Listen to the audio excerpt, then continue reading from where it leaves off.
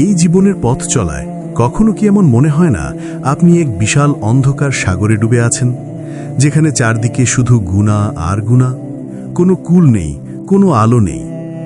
আপনার ভেতরটা চাপা কষ্টে ভরা, এক নীরব দুশ্চিন্তা সারাক্ষণ আপনাকে আচ্ছন্ন করে রাখে। আপনি হয়তো মদ পান করেছেন, জেনে বুঝে জেনা করেছেন, সালাতকে অবহেলা করেছেন। আপনার জীবনে এমন অনেক ভুল আছে যা আপনি জানেন। আপনার ভেতরের শূন্যতা, আপনার মনের কষ্ট আপনাকে বারবার প্রশ্ন করতে বাধ্য করে, কেন এমন হচ্ছে? আমি কি ভুল করছি? আপনি হয়তো বাইরের হাসি মুখ দিয়ে এই শূন্যতাকে ঢাকার চেষ্টা করেন, কিন্তু দিনের শেষে যখন আপনি একা থাকেন তখন সেই শূন্যতা আরও প্রকট হয়ে ওঠে। যদি আপনি এই কথাগুলোর সাথে নিজের জীবনের কোনো মিল খুঁজে পান, তবে মনে রাখবেন আপনি একা নন। এই অনুভূতিটি এক নীরব আর্তনাদ যা আপনার আত্মা করছে, কারণ এটি তার স্রষ্টা থেকে দূরে আছে। তবে এটি কোনো পরিণতি নয়, এটি একটি বার্তা যা আপনাকে বলছে, ফিরে আসো হে আমার বান্দা, এখনো সময় আছে, ফিরে আসো।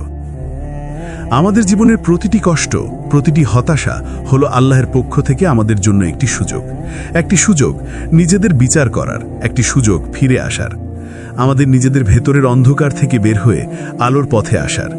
আমাদের জীবনের সবচেয়ে বড় ভুলটি আমরা নিজেদের সাথে করি এবং আমাদের স্রষ্টার সাথেও করি। আমরা নিজেদের অজান্তেই অনেক গুনাহ করে ফেলি, যা আমাদের মনকে বিষাক্ত করে দেয়। কিন্তু আমাদের স্রষ্টা, যিনি আর রহমান আর রাহিম, তিনি আমাদের ভুলের জন্য হতাশ হতে বলেননি। তিনি আমাদের দিয়েছেন ক্ষমা চাওয়ার এক অপার সুযোগ। এই সুযোগের নাম হল তাওবা এবং ইস্তেগফার।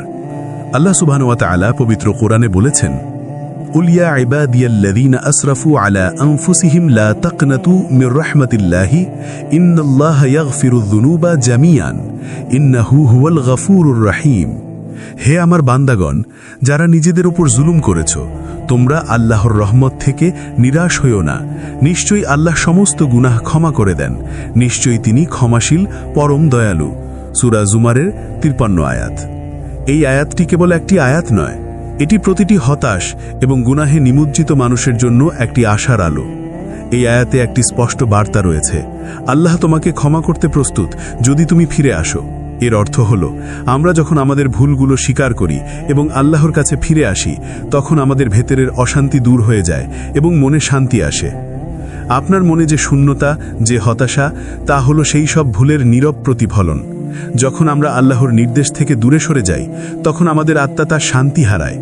একটি শিশুর মতো যে তার মাকে ছেড়ে দূরে চলে গেলে কাঁদে, আমাদের আত্মাও